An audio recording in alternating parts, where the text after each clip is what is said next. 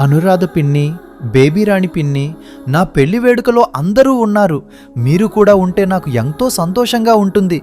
ఒక్కసారి రావచ్చు కదా?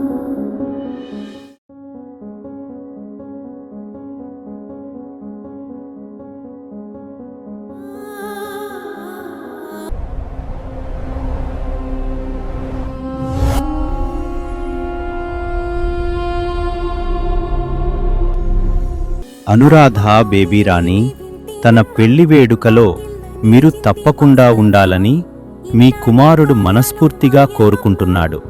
మీరు వెళ్ళి ఆ ఆనంద క్షణాలను కలిసి పంచుకుని సంతోషంగా గడిపిరండి.